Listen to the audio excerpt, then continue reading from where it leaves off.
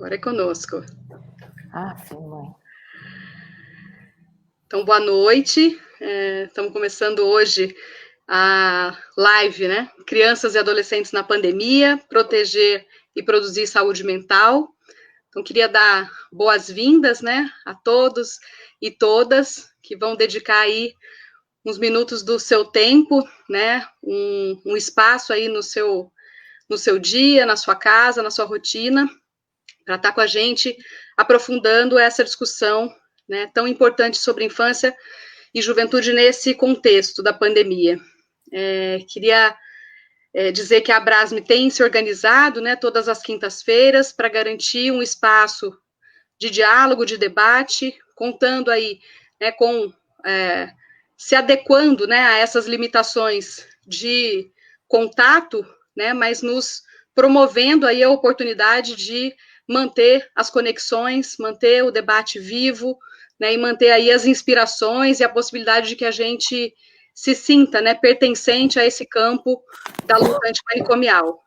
Queria ressaltar também, né, a proximidade aí com o 18 de maio, o Dia da Luta Antimanicomial, e dizer que a partir de amanhã a gente divulga uma programação completa de webinário da Abrasme, em celebração a essa data, para que nos alimente, né, em seguir, né, uma luta aí de 30 anos no nosso país, e que vem juntando gente, né, se reativando e acumulando aí uma série de conquistas e também de desafios, né, que o cenário nos impõe.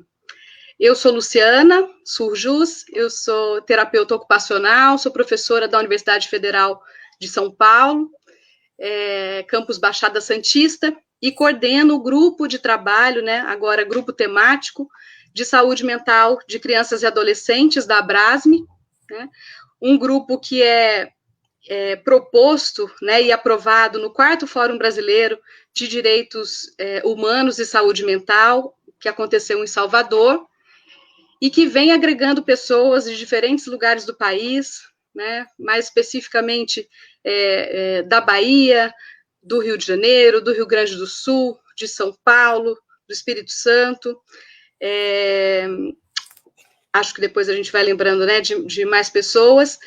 E nesse sentido, a gente escolhe, nesse momento, né, contar com a participação, né, das amigas Ilana Katz e Bianca Angelucci, né, para trazer contribuições que são muito caras, né, a aprofundar o debate sobre as infâncias no nosso país, que nos ajude a elaborar, a ressignificar as nossas práticas, as nossas ações, para fazer avançar, né, o lugar da criança e do adolescente na nossa sociedade.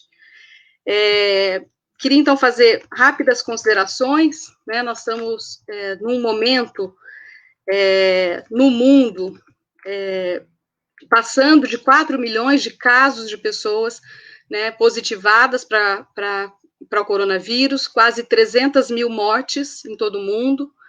No Brasil, 200 mil casos e 13 mil mortes, né, mais de 13 mil mortes, com o indicativo de medidas de segurança e prevenção, que são medidas muito básicas e, por isso, por vezes, até banalizadas, né, até desconsideradas, que vão aí nos exigir mais cuidado, né, com a higiene constante, a higienização das mãos com água e sabão, etiqueta respiratória, evitar tocar mãos, olhos, nariz, né, usar máscara para ambientes comuns, né, mesmo dentro de espaços mais preservados, né, quiçá nos espaços sociais, e com uma recomendação expressa, né, que garante de fato, impacta de fato, né, no ritmo de contágio e na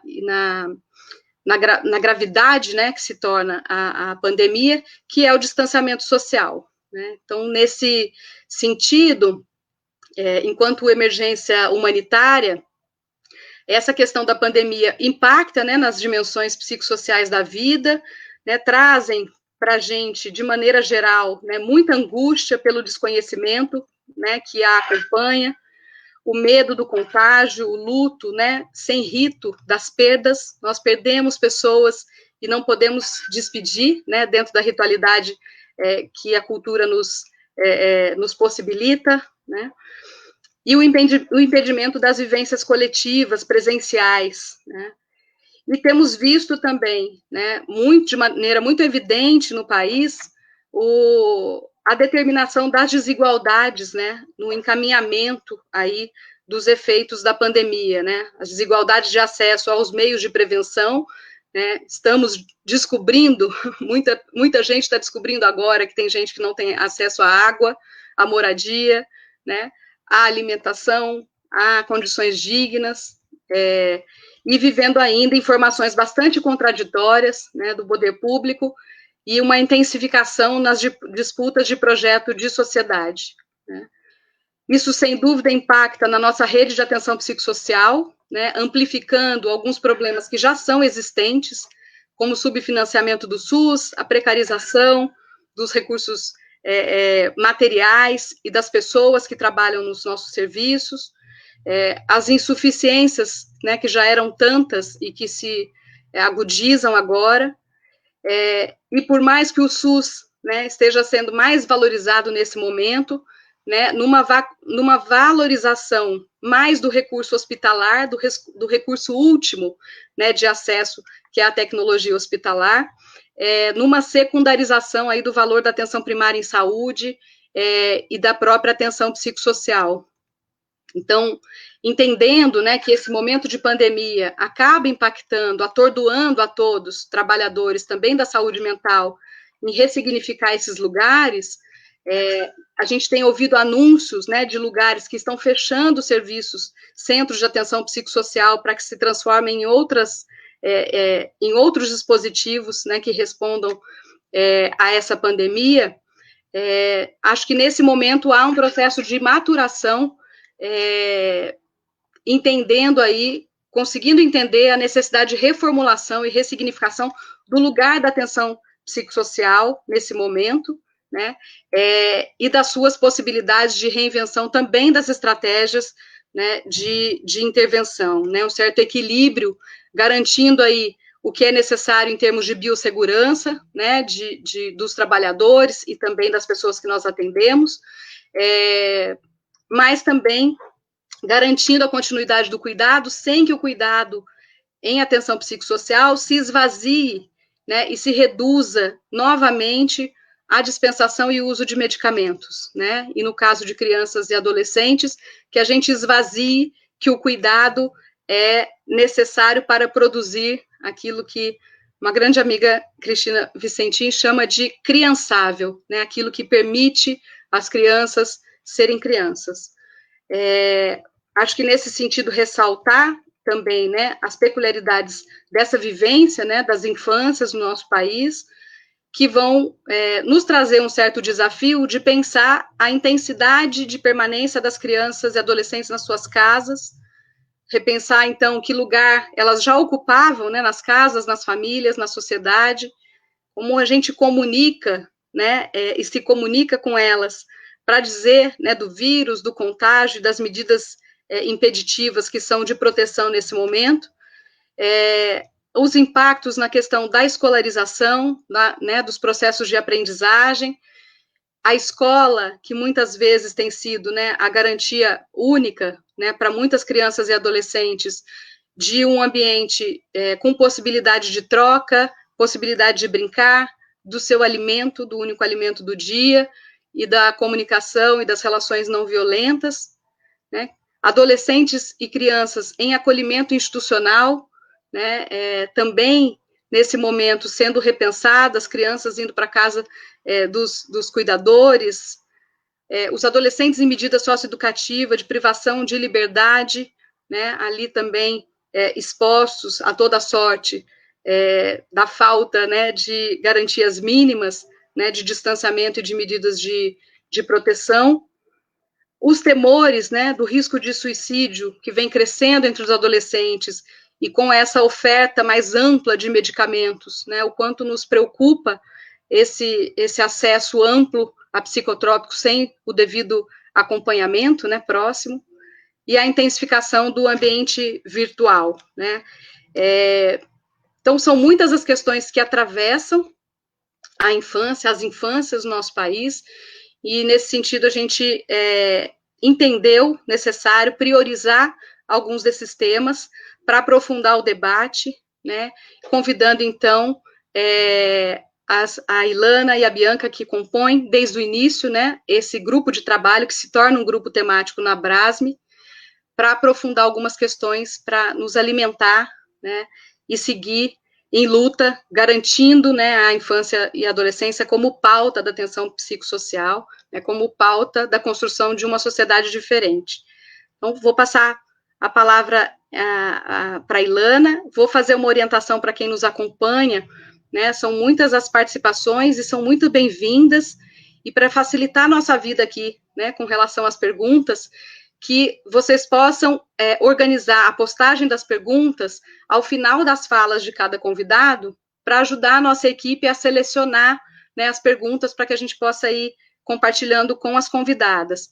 E no início do post, que vocês possam colocar o seu nome e de onde vocês falam, para a gente ter ideia aí, né, de qual é o nosso alcance, quem está conseguindo estar nessa conversa com a gente. Então, queria dar muito boas-vindas às duas companheiras e passar a palavra para a Ilana. Obrigada por ter vindo. Boa noite, Luciana, Bianca, todo mundo que está aqui com a gente. Estou muito feliz de compartilhar esse instante da nossa reflexão conjunta com vocês.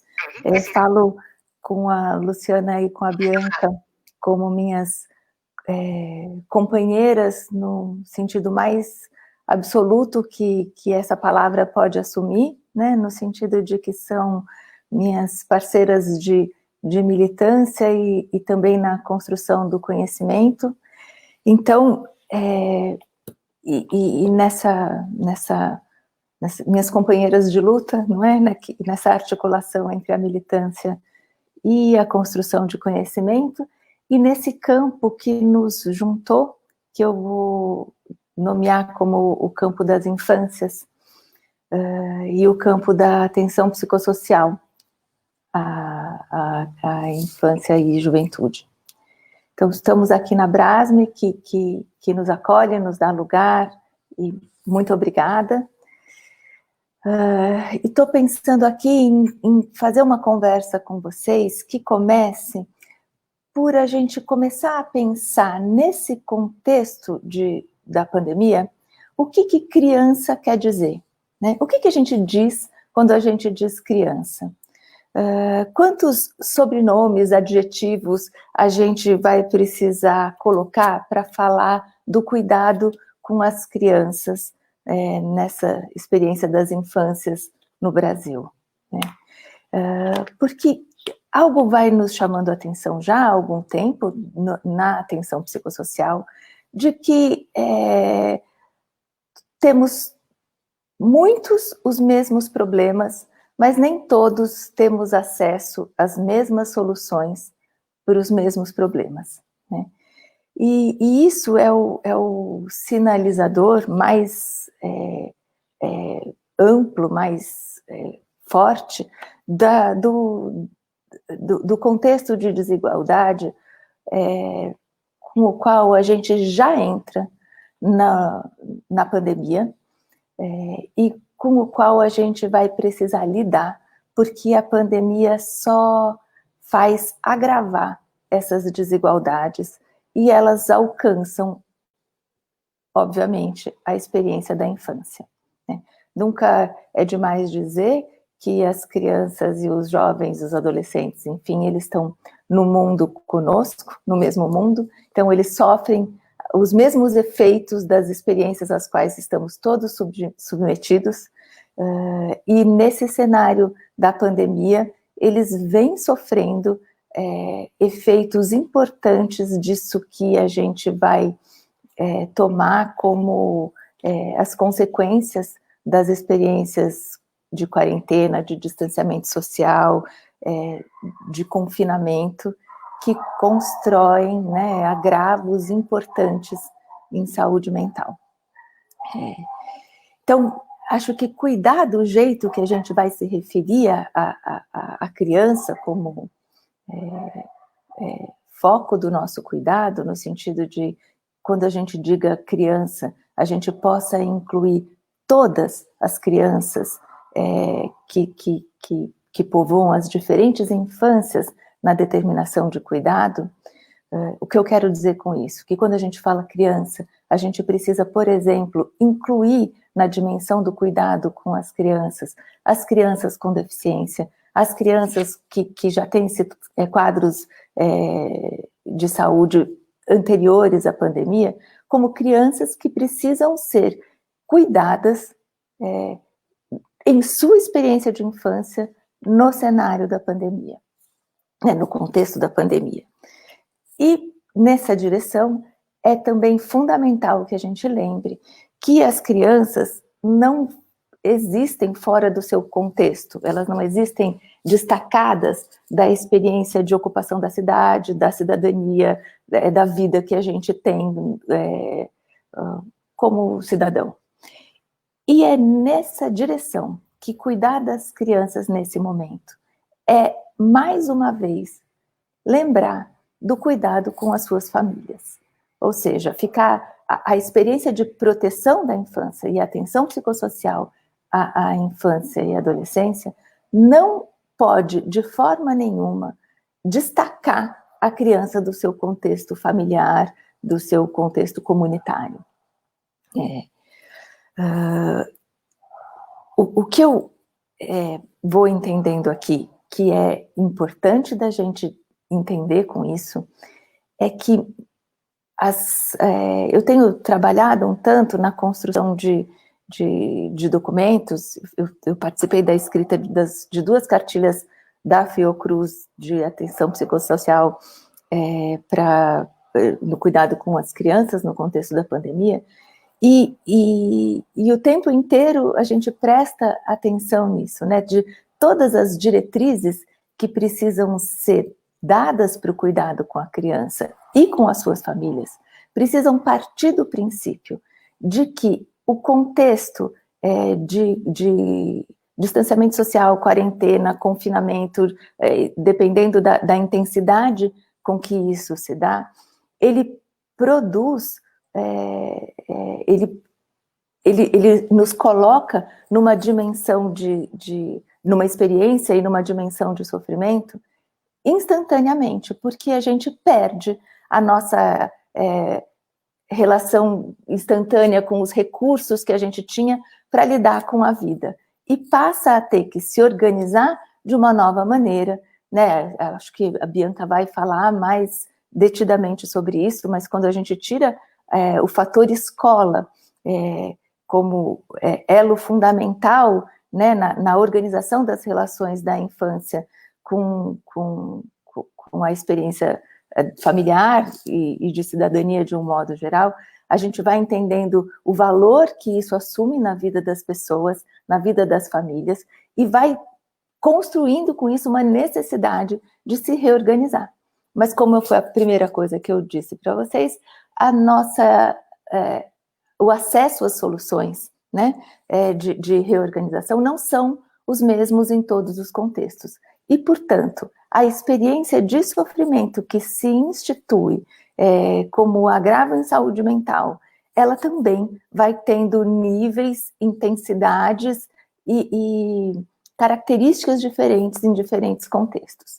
Nós, como profissionais de saúde, precisamos estar absolutamente atentos a entender de que maneira essa experiência de sofrimento vai se configurando em cada contexto para inventar as soluções de cuidado, né? Não exatamente as soluções de sofrimento, mas as soluções e os mecanismos e os recursos de cuidado que viabilizem saúde e atenção psicossocial para essas pessoas, para as crianças, para suas famílias, para os adolescentes, em cada contexto. Como que a gente faz isso? né?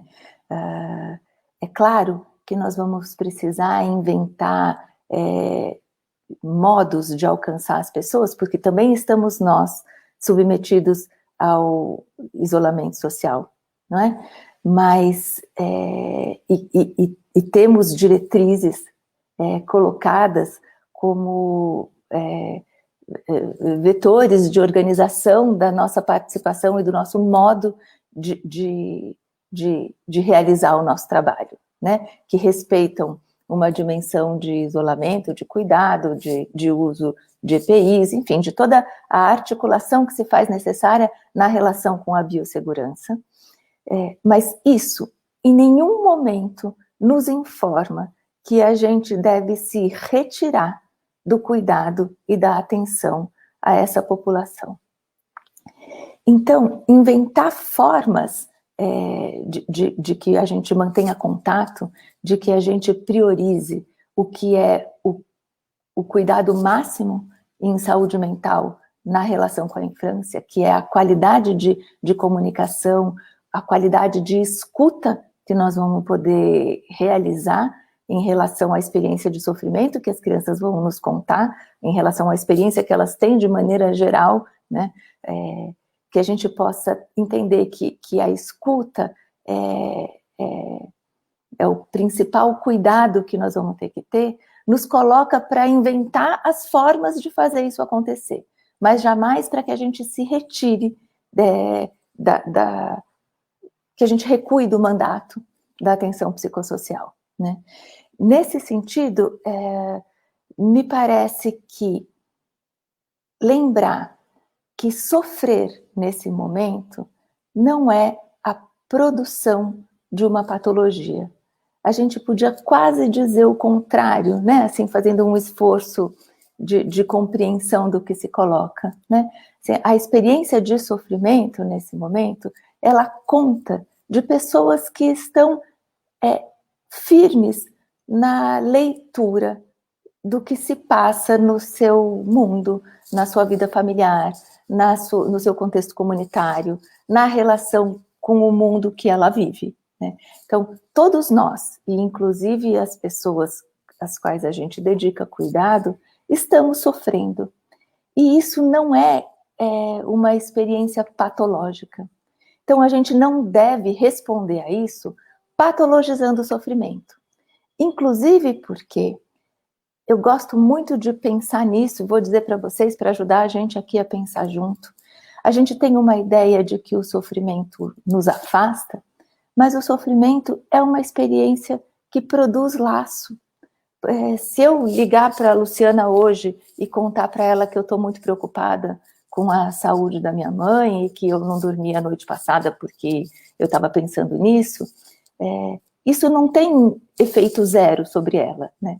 Ela vai ligar para a Bianca e vai falar, puxa, vamos ver se a gente fala com a Ilana amanhã, porque ela estava preocupada com a mãe dela, né?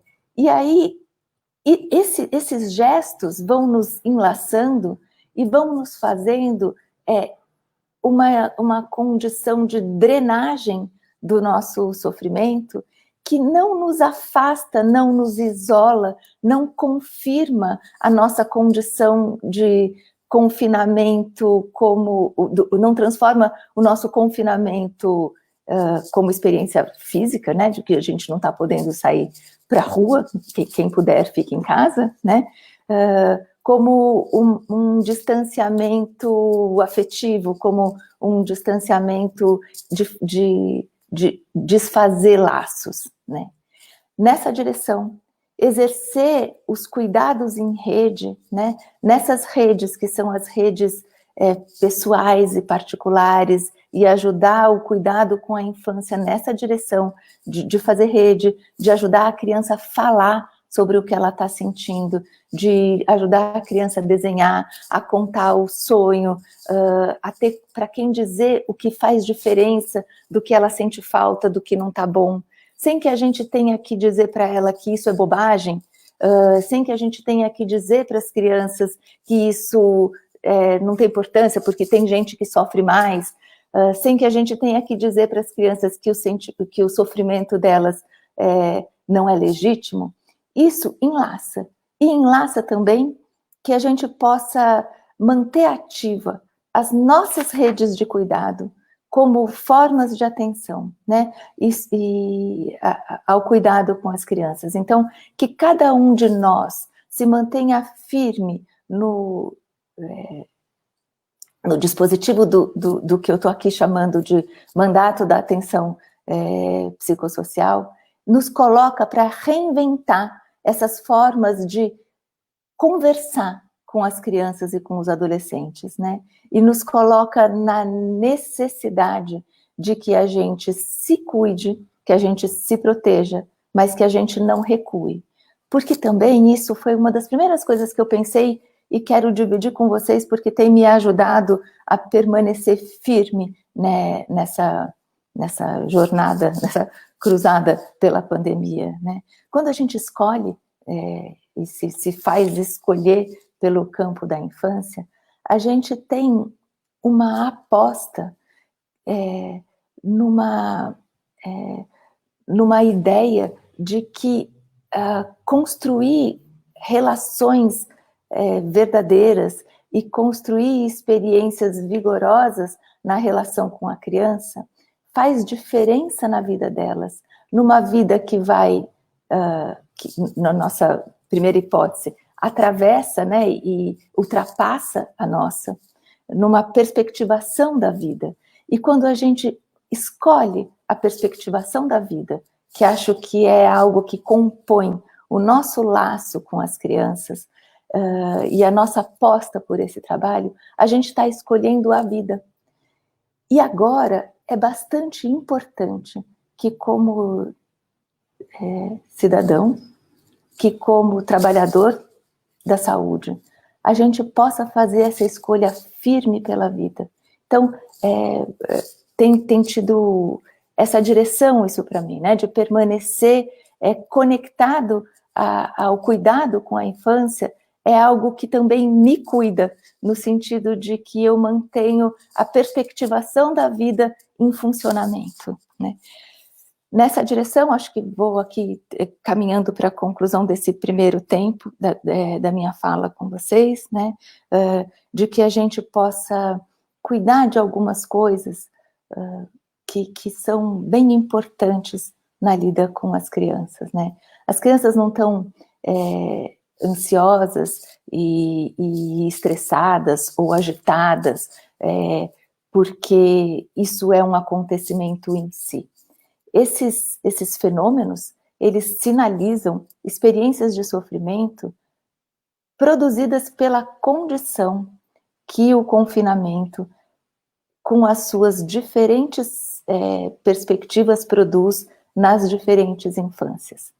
Então, a minha aposta é que se a gente puder falar sobre a experiência do confinamento, a gente pode aliviar esses fenômenos que não devem ser tratados como patologias, mas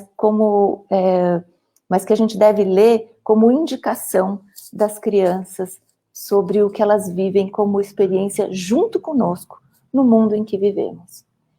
A outra coisa, e que vai se colocando como absolutamente necessária, é que a gente invente, que a gente conduza, que a gente construa um modo de falar sobre morte, sobre perda e sobre luto com as crianças também, né?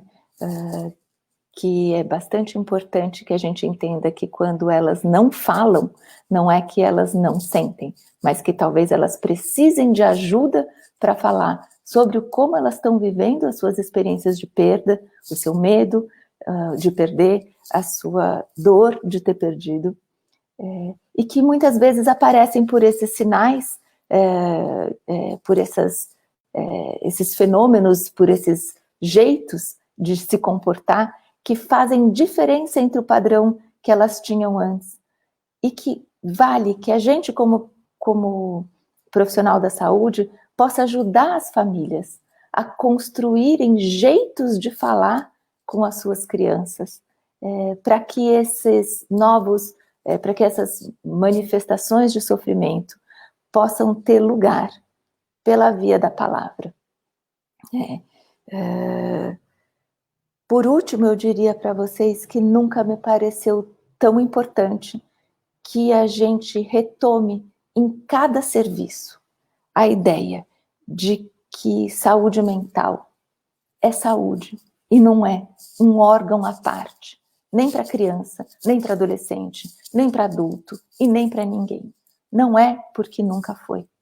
Então, quando, por exemplo, a gente escreveu a cartilha da Fiocruz sobre o cuidado com as crianças em situação de isolamento hospitalar, a indicação de que essas crianças possam estar acompanhadas de um adulto que lhe seja de referência, faz uma resposta a esse tensionamento que a gente vai precisar o tempo inteiro significar e ressignificar entre os cuidados sanitários e os cuidados em saúde mental, porque os agravos em saúde mental complicam a recuperação da saúde geral e aumentam o tempo de internação e a exposição ao sofrimento.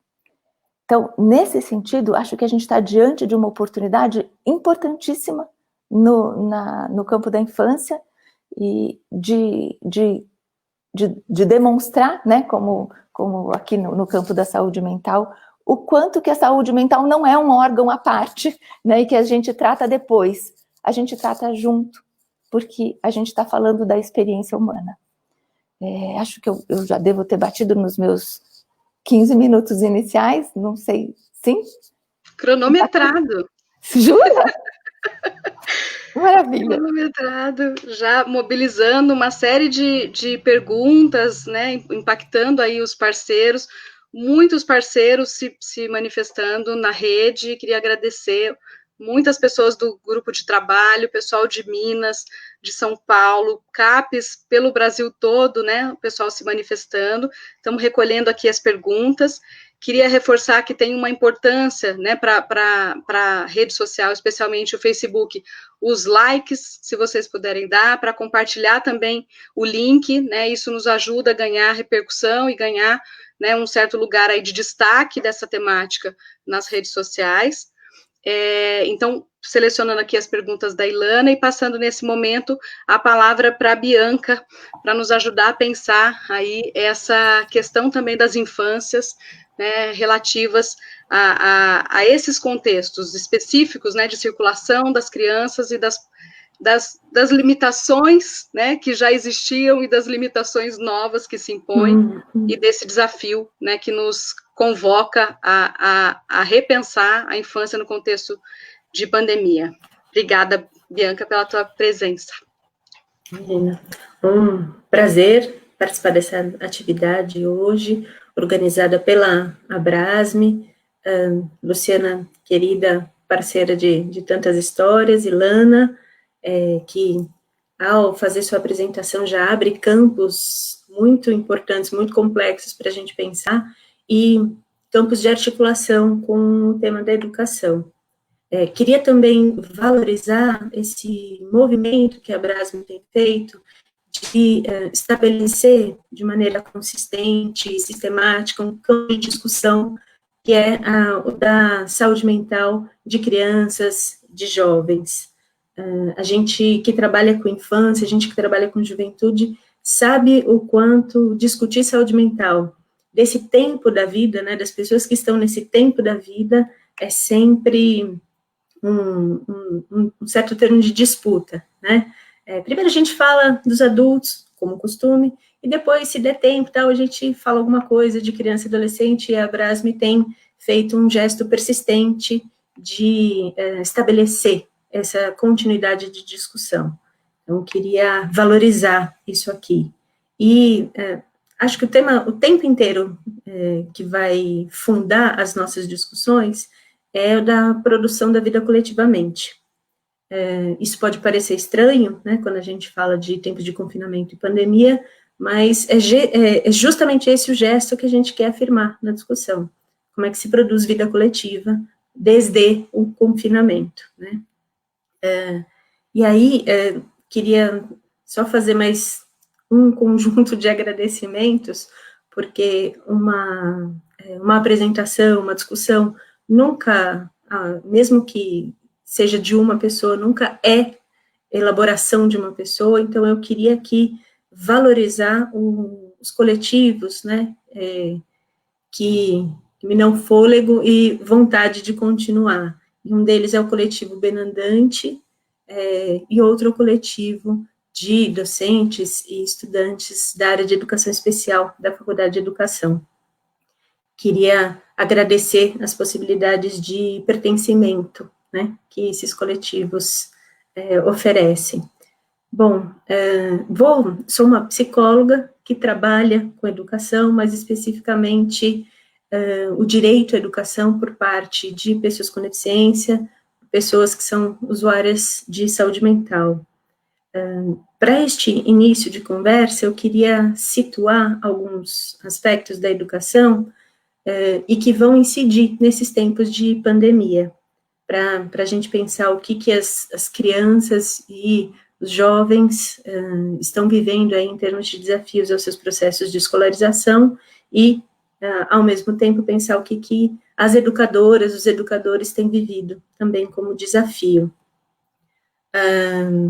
Desde 2018, a Política Nacional de Educação Especial na Perspectiva da Educação Inclusiva, que é a política vigente até este momento, né, em nível nacional, tem sofrido muitos ataques, desde governo federal ao legislativo também, né, com proposituras de projetos de lei e ações do executivo no nível federal, que tem a ver com a retomada da ideia de que espaços segregados na educação são a melhor solução para a gente dar conta das demandas educacionais de crianças com deficiência, crianças usuárias de saúde mental.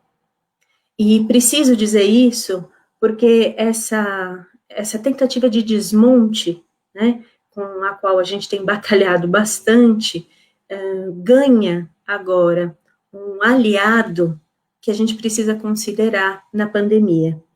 Já chego o que eu estou querendo dizer com esse aliado que a pandemia traz, a tentativa de desmonte das políticas educacionais que têm um caráter de inclusão.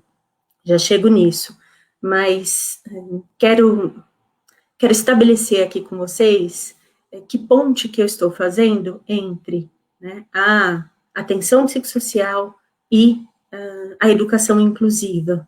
Entendo que a gente parte de uma mesma ética, que não é só a ética de que todo mundo tem direito, né? Porque a gente pode realizar os direitos da população de diferentes maneiras. Né? As colegas que são da luta antimanicomial sabem muito bem disso, né? Tem diferentes projetos em disputa a respeito do que é garantir o direito à saúde, né, para usuários e usuárias de saúde mental. Então, não é só essa a ética de que todo mundo tem que ter o direito garantido. Todo mundo tem que ter o direito garantido da convivência, porque a gente está partindo do pressuposto que a convivência, né, nas instituições educacionais, na vida social, na praça, no trabalho, no equipamento de saúde, a produção da vida conjunta constrói um outro projeto societário, que é menos preconceituoso, que dá conta de diferentes formas de as pessoas viverem sem tentativas de tanta uniformização. Então, a gente não está falando só que educação inclusiva é botar todo mundo na mesma escola, e que saúde mental é não colocar as pessoas no hospício, sim? A gente está falando de produzir formas de viver em conjunto, e participar das instituições e construir as instituições em conjunto. Então, estou trazendo esses aspectos para mostrar como é que eu estou entendendo a ponte aqui, né, entre a atenção psicossocial e os processos inclusivos que a gente tem desenvolvido no campo da educação.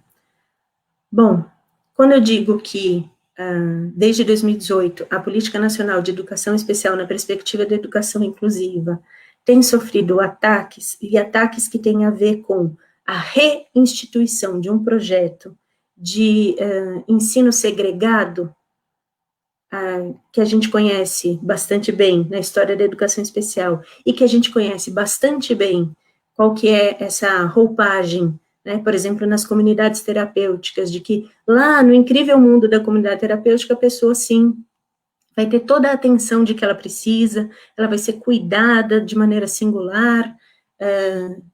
A gente sabe o que está em jogo nesses projetos que visam reinstituir a lógica da segregação. Bom, o que a pandemia traz aí de aliado a esse tipo de projeto neoconservador, da retomada da institucionalização, do trabalho com esse setor da população de maneira segregada? Na educação, e posso dizer que na saúde isso também acontece, tem circulado uma ideia de que, assim, primeiro a gente cuida de quem tem acesso à internet, de quem responde rapidamente, de quem sabe utilizar os meios de comunicação, porque não basta ter acesso à internet, né? Precisa saber apertar os botões, não é, colegas? E nós sabemos bem das dificuldades que existem em saber apertar esses botões. Então, circula, às vezes, uma ideia de que primeiro a gente dá conta de quem já quase aprende sozinho, porque já usa a internet, já sabe apertar os botões, já sabe onde procurar os sites, sabe fazer o download do arquivo que a professora envia, quase não precisa de manejo, quase não precisa de invenção de estratégia. Depois a gente vê o que a gente faz, tanto com aquelas pessoas que não têm acesso à internet, que não sabem apertar os botões e que são público-alvo da educação especial, ou seja, as pessoas com deficiência, as pessoas que são usuários de saúde mental, as pessoas que têm o diagnóstico aí de altas habilidades e superdotação. Tá, depois a gente vê o que fazer com elas. E isso é um aliado do discurso neoconservador que repõe a ideia de que as pessoas precisam de espaços segregados, porque a gente passa a trabalhar aqui que esse espaço segregado se torna um espaço virtual. Primeiro eu cuido de quem tem alguma chance de responder bem, depois eu vejo o que fazer com quem não responde bem. Não responde bem a quê? Não responde bem aquilo que eu sei oferecer, não é? Aquilo que eu já tenho pré-montado e consigo apresentar como pacote educativo de um dia para o outro, porque assim têm sido montadas muitas das estratégias para lidar com a educação em tempos de pandemia. Então, eu queria começar falando desse risco que a gente corre de aderir à ideia de que primeiro a gente faz com quem já sabe, depois a gente vê o que acontece com o resto. Porque a gente sabe o que é a produção desse resto. A saúde mental sabe muito bem o que é a produção desse resto, né? É o resto que fica legitimando depois o discurso das instituições segregadas. Então, queria começar marcando isso, falando das aproximações dos nossos campos, e aí, né, queria trazer também quais são as belezas produzidas nesse momento no campo da educação, e que tem muita interlocução com o que a Ilana já apontou, que é a produção de formas coletivas, né, de garantir os direitos. E aí, primeiro aspecto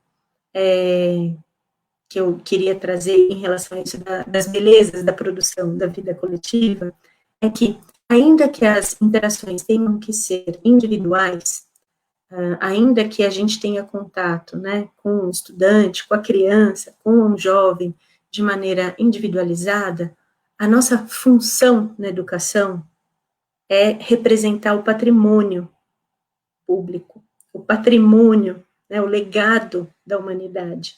Por que eu estou apresentando isso? Porque por mais que a minha interação seja com uma pessoa, com duas, com 20 ou com 30, eu, no meu gesto, trago a humanidade toda.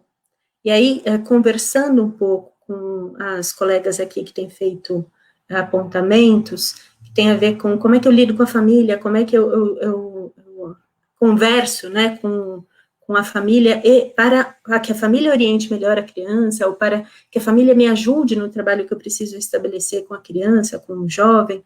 E aí, queria trazer o seguinte,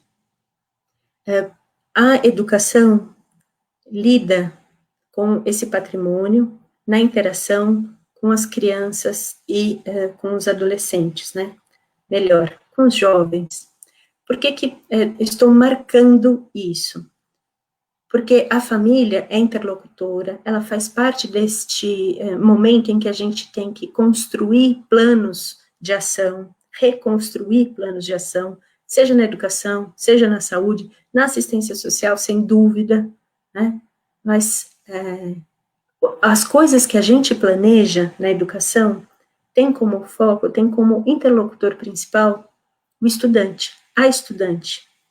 Então, sem dúvida que a gente se articula à família, mas isso é diferente, e aí preciso conversar um pouquinho sobre isso, de a gente entrar na perspectiva de que a gente oferta atividades porque os adultos da família precisam trabalhar, ou porque os adultos da família estão enlouquecidos com a enormidade de demandas e os cuidados da infância.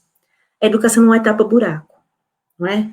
Então, como é que a gente afirma a família como parte da comunidade escolar, que, sim, está presente para pensar e repensar, né, os planos de ação, mas que tem uma função a cumprir com as crianças, com os jovens, que não é a de tapar o buraco, porque a família está sobrecarregada, né?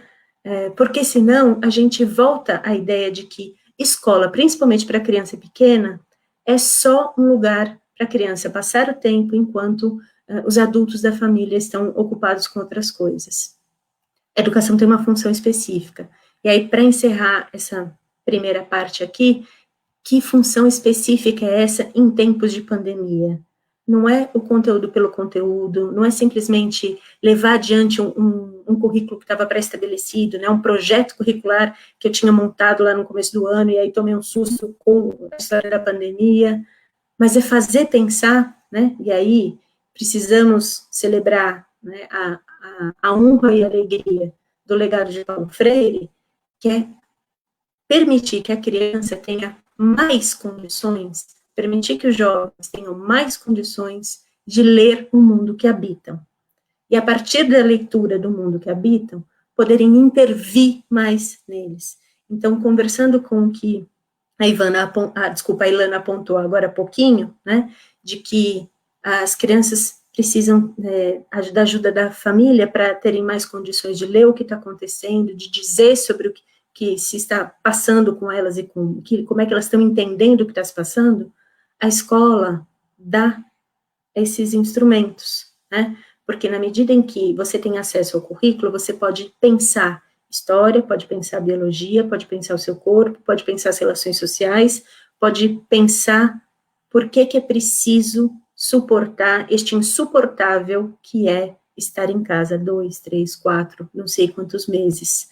Então, a gente poder pensar a partir do legado que a humanidade nos dá sobre o que é que nós estamos vivendo, dá condições para a criança de elaborar não só o luto da perda de pessoas próximas, mas os tantos lutos de tantas perdas que ela tem, no plano da convivência, né, no plano do prazer, da fruição da vida pública, né, dos pequenos prazeres de poder tomar algum controle sobre o seu corpo fora de casa, né? A escola permite isso.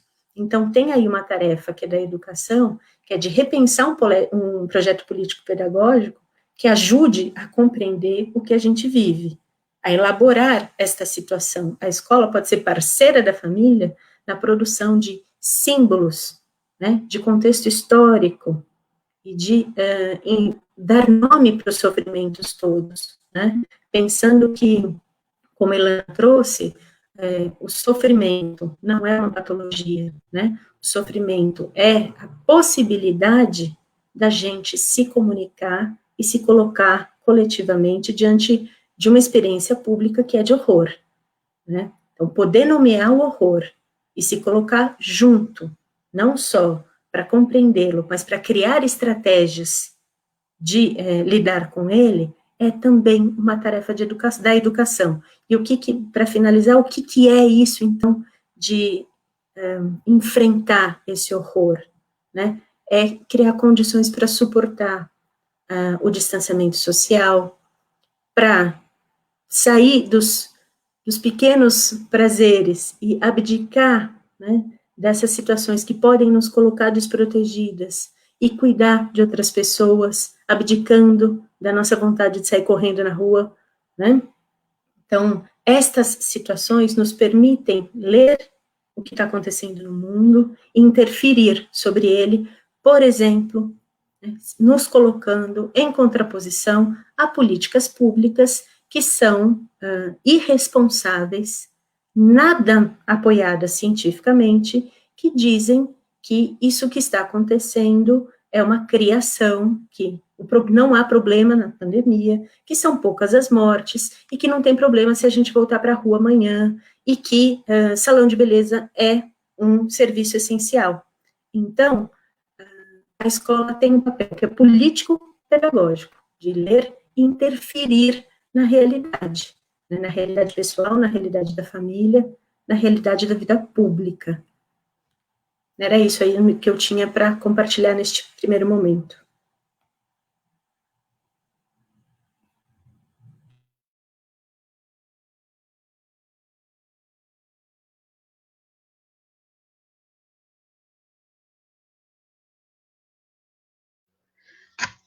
A gente também tem descoberto o quanto é ruim falar e não ser ouvido, né? Queria agradecer a tua fala, Bianca, e dizer da dificuldade que a gente tem, né, historicamente, no campo da atenção psicossocial infanto-juvenil, de entender a educação como uma parceira, né, nessa aproximação, né, de um modo de comunicar e de construir, né, o projeto de um outro lugar para as crianças e adolescentes também em sofrimento psíquico, né, e o quanto ficou muito em paralelo pensar o cuidado da criança e do adolescente nos CAPs, das iniciativas da educação inclusiva, né?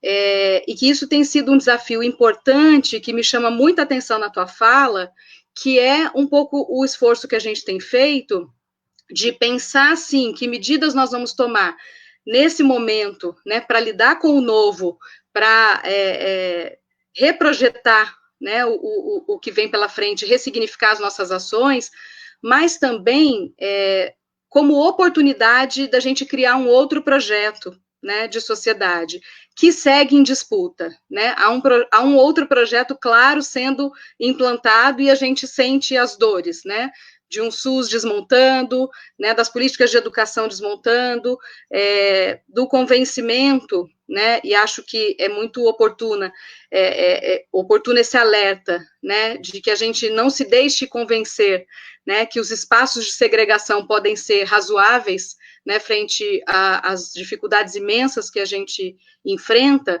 né, que a gente resgate a política de educação inclusiva como um pilar, né, de projeto societário da vida comunitária, né, e da sustentação da diferença, como um aliado, né, e nesse esforço, acho que algumas pessoas têm apontado, né, nas manifestações, então vou só ressaltar aqui que a gente tem manifestações de Vitória da Conquista, de Maceió, de Lagarto, Salvador, Pacoti, Distrito Federal, Indaiatuba, Mairiporã, Jaraguá do Sul, Óbidos, né, são pessoas de todos os lugares do nosso Brasil, né, que vão reinventando as suas formas, né, de fazer atenção psicossocial e muitas vezes se perguntando como se aproximar das realidades mais periféricas, né, dessa população que o SUS atende, que a RAPS atende,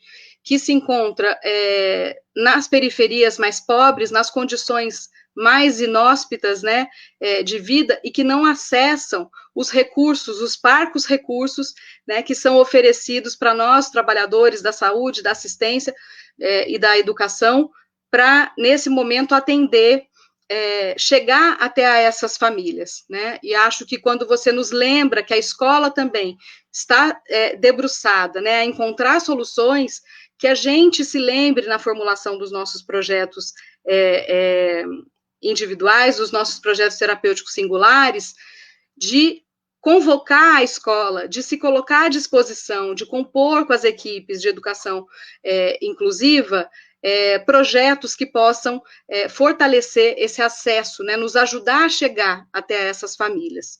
E aí queria ressaltar, né, o que vem aparecendo aí nas manifestações, as inovações que têm acontecido na rede de atenção psicossocial, nessa tentativa, né, de inovar frente a essas dificuldades, né, com criações, lançando mão, né, de estratégias que são bastante inovadoras, de ressignificação, inclusive de aspectos muito básicos, num contato telefônico, ter uma outra função, né, de fortalecimento do vínculo, de esclarecimento do que a gente tem vivido, de se manter como um interlocutor, né, e um mediador do acesso a essas outras políticas. E queria ressaltar o que você nos convoca, né, e acho que é o nosso comum, né, com a educação, que é o direito à convivência e à produção das formas de viver em conjunto, né, que são tão valiosas na atenção psicossocial, que são muito valiosas para a educação e que são possíveis, comuns, né, que a gente aí se alimente nesse momento para projetar uma outra relação, né, com a educação que nos aproxime efetivamente, né, da vida das famílias e da vida das crianças.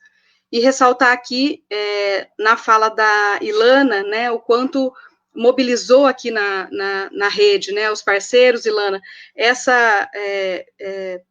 esse reconhecimento que o sofrimento, ele pode fazer laços, né, esse sofrimento, ele pode nos aproximar, né, de uma maneira intensa, e que a convivência com a criança nos traz também essa retomada, né, mais a vivacidade da prospecção de futuro, da possibilidade de criar, né, e queria compartilhar, então, algumas perguntas que foram feitas, né, pelos nossos parceiros aí se manifestando nas redes, uma que trata desse desafio, que é como cuidar das informações mais duras, né, com crianças e adolescentes, relativas mesmo à repercussão da pandemia nesse momento, onde se acumulam perdas, né, e mortes de mães, de avós que são cuidadoras, né, como é que quais as estratégias, né, que a gente pode lançar mão para fazer essa aproximação e essa participação,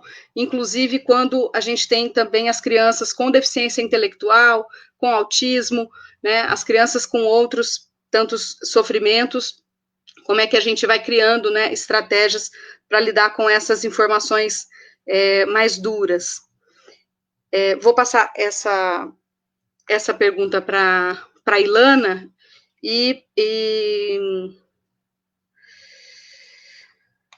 acho que eu já vou fazer isso. Vou passar essa pergunta para a Ilana, enquanto a gente organiza aqui as perguntas para a Bianca. Pode ser? Tem uma série de perguntas aqui já elencadas. Por favor, Ilana. Então, vocês estão me ouvindo? Então. Bom, boa. Bom, acho que a primeira coisa que eu gostaria de... Eu fui lendo aqui a tua fala, Luciana, e fui me lembrando aqui de dizer uma diferença importante, né? Porque quando eu digo que a relação com a infância nos permite a perspectivação da vida, isso é diferente de dizer a criança é o futuro, né? É uma ideia, a possibilidade de perspectivar a vida tem a ver com cuidar da vida hoje, porque, e aí tento avançar um pouco na direção das desigualdades, né? A gente trabalha e a gente vive num mundo em que muitas crianças não têm o direito de perspectivar a vida, porque quando as crianças são matáveis, quando a vida delas não tem valor, é esse o direito absolutamente fundamental em termos de garantia de condição subjetiva e de exercício do viver que a gente está tirando delas e da gente como experiência humana, né? Nesse sentido, é absolutamente fundamental que a gente possa, né, e aí tento me articular um tanto com a fala importante e tão bonita que a Bianca fez, né, tão viva, cuidado nesse momento é confrontar toda e qualquer experiência de segregação. E tentar, né, pensar um pouco que essa ideia, o que a gente tem para enfrentar é que essa ideia de confinamento não nos retire a possibilidade de viver com os outros. E é aí que nós, como profissionais de saúde, temos um papel decisivo, né? Então, que a gente possa ser rede para essas pessoas, diante de todas essas invenções, né? Eu acompanhando aqui as invenções que a atenção psicossocial tem sido capaz de fazer, como os telefonemas, os grupos que acontecem pelos aplicativos de mensagem, os cuidados com as famílias, os telefonemas semanais, a atenção presencial às urgências e emergências, enfim, evidente com a biossegurança garantida, né? Vamos sempre lembrar que a gente vai precisar contar com isso para que a gente possa ter a segurança de trabalhar. Tudo isso é um jeito de viver com os outros. E aí, na hora de lidar com isso que é o mais difícil, né, que são as piores notícias, né, a notícia das perdas dos adultos de referência dessas crianças, ou da situação de absoluta calamidade e horror que a gente vive em alguns contextos, né, na hora de falar sobre isso, o recurso que a gente precisa amparar é que essas famílias possam falar sobre esses assuntos. Parece uma resposta enigmática, né? Assim, na medida da compreensão da criança. E como a gente vai saber a medida da compreensão da criança? A gente vai saber escutando. E a gente está aqui se formando, né? E se qualificando para isso, né? Que a gente possa escutar onde está a dor dessa criança, onde está a dúvida dela, do que ela precisa saber, que medida de segurança ela precisa ter. Isso como um cuidado mais local e circunscrito a cada uma das experiências, porque é disso que a gente cuida, de cada um. Agora, diante da perda, da morte, dos cuidadores de referência das crianças, nas situações de maior vulnerabilidade, a gente vai poder responder com esse cuidado, que eu vou chamar desse cuidado mais particular, né, mais local, mais decidido no cena a cena, na experiência a experiência. Mas nós vamos ter que nos articular na construção e na demanda por políticas que respondam que possam amparar esses brasileiros nessa situação que eles vão precisar atravessar. Porque, de fato, assim, a gente vai precisar a gente vai precisar fazer valer as nossas experiências de rede com o campo da educação, com o serviço social, com os demais dispositivos de saúde presentes no território, com as famílias, para que a gente possa articular um cuidado que vai se revelar como processo. Então, tem o instantâneo da notícia, mas tem a perspectiva do amparo, né? Eu estou falando aqui para vocês e me lembrei de uma frase de uma bailarina que perdeu os filhos, né? Acho que a Isadora Duncan, ela perdeu os filhos e na biografia dela, ela diz que o pior da dor não é quando todo mundo sabe que você está sofrendo, né? Na cena da perda, em que todo mundo corre e cuida. O pior da dor é quando todo mundo olha para você e acha que já passou, mas a dor ainda não saiu.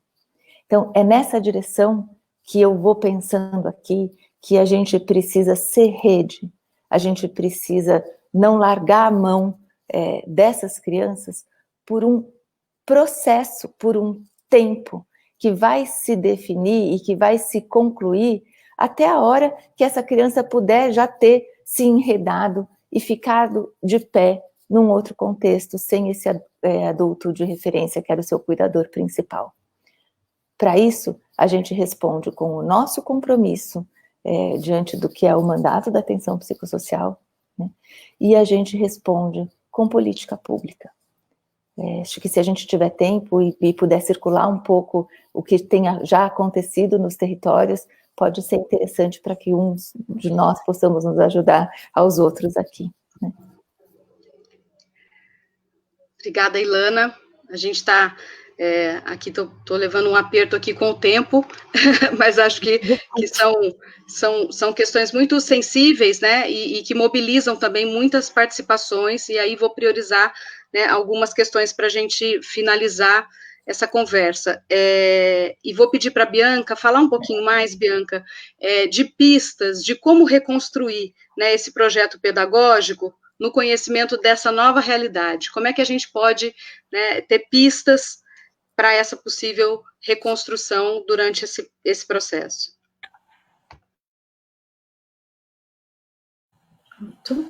Então, vou tentar ser rápida, vamos ver se eu consigo aqui. Bem, as pistas. A primeira, já dialogaria com o que Ilana estava comentando, que é o seguinte: como é que a gente dá as notícias duras, né? E vou partir disso para falar das pistas. A gente precisa sair da ideia de que só pode cuidar quem já está muito bem. Essa continuidade da ideia de saudável e não saudável, né, faz com que a gente ache que as pessoas que estão sofrendo muito, não podem estabelecer nenhuma ordem de cuidado, e elas podem. Estou querendo dizer com isso que as professoras estão sofrendo muito, e por inúmeros motivos, aqueles que são comuns a todas nós, e aqueles que são específicos dos ataques à política de educação que este país vive, né, e as políticas de educação inclusiva nelas contidas. Então, são muitas as ordens de sofrimento, a necessidade de criação de tecnologias, a educação básica é presencial, né? Nós somos contra a educação EAD. Acontece que nós vamos ter, não só estes 2 meses que passaram, mas alguns meses ainda pela frente, em que não vamos poder nos encontrar presencialmente nessa lógica que vínhamos desenvolvendo. Então, soluções precisam ser encontradas, mas soluções que mantenham a ética do contato, da presença, como fundamentais, sabendo que o que nós estamos fazendo agora tem um caráter paliativo, tem um caráter de enfrentamento a uma situação que é da ordem do horror, né? Então, as pistas. Primeira, não achar que só quem já está muito bem, seja lá o que isso queira dizer, é que pode ofertar cuidado. Um aspecto fundamental que promove dignidade é o reconhecimento da legitimidade do cuidado mútuo. Então, a gente poder lembrar disso, né, que colocar pessoas no lugar só de quem tem que ser cuidadas é retirar a dignidade delas. E isso na educação, quando a gente trata as estudantes, que são público-alvo da educação especial, como pessoas que não têm nada a oferecer para as demais colegas, retirar a dignidade delas, retirar o lugar delas, de estudantes, de quem está produzindo conhecimento e compartilhando conhecimento. Muito rapidamente, quero que vocês façam o exercício de pensar quantas vezes vocês tiveram contato na escola com estudantes com deficiência, não é? A colega fala de sentir-se útil, é de ser útil, porque ela tem uma função na comunidade, né? A função dela na comunidade é existir, do jeito que ela pode existir. E com isso, fazer enfrentamento às tentativas de uniformização, né, de aplacamento da vida humana. O que isso tem a ver com o que a gente pode falar do que a educação vem fazendo e das belezas da educação neste momento, né, da produção do belo, que o belo tem a ver com uma postura ética, né? E aí quero listar rapidamente. O primeiro é proporcionar contato entre as estudantes e os estudantes.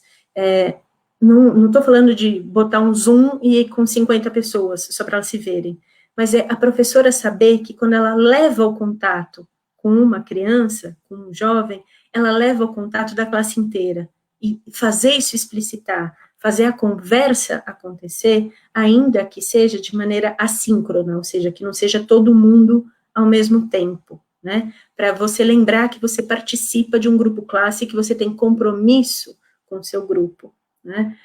Outra dimensão coletiva que tem se feito muito bela nesse momento, e que é uma luta nossa na educação especial, na perspectiva da educação inclusiva, é a articulação colaborativa entre os professores da educação especial e as professoras de classe comum. A gente tem lutado por isso há tanto tempo, porque as professoras da educação especial, desde 2008, né, existindo essa política, mas foi se configurando com a ideia de que só a sala de recursos, aquela sala no contraturno, que a estudante ou estudante participam, e que a gente que trabalha na classe comum mal sabe o que está acontecendo. Agora, né, a gente tem percebido essa possibilidade de articulação colaborativa, em que a professora da educação especial, ela vai ajudar a professora da classe comum a fazer diferenciações curriculares, ou tornar acessível o material que a professora vai utilizar para enviar, ou para se comunicar com os seus estudantes. E isso é da ordem do maravilhoso, né? É preciso comemorar, né? A possibilidade de criação de vida em condições tão terríveis. Isso mostra a potência da educação, quando a gente convive e quando a gente topa rearticular o nosso trabalho, para que ele não seja o trabalho da professora Bianca, para que ele seja o trabalho desta unidade educacional que chega nas nossas estudantes. Também queria, para finalizar essa lista, né, das belezas, falar de uma iniciativa que a gente tem na Faculdade de Educação da Universidade de São Paulo. Na página web da Faculdade de Educação, a gente criou um repositório que se chama Educação em Tempos de Isolamento, tem várias abas com compartilhamento de vídeos, de textos, né, de muita coisa, convido vocês a conhecerem, mas a gente criou uma aba lá que é Materiais com Acessibilidade, e lá a gente divulga um tanto de coisa com um tipo de recurso acessível, né? Tem audiodescrição, tem janela de interpretação, tem mapas conceituais, pensando os processos de comunicação com pessoas com deficiência intelectual, pessoas autistas, tem um conjunto de informações e documentos sobre pandemia e direitos das pessoas com deficiência. Então, essa beleza de que eu estou falando também é a possibilidade da gente criar recursos de diálogo com a comunidade escolar, colocando um tema na pauta, né? Um exercício que eu peço o tempo inteiro é: aquilo que você faz é acessível para a sua comunidade escolar?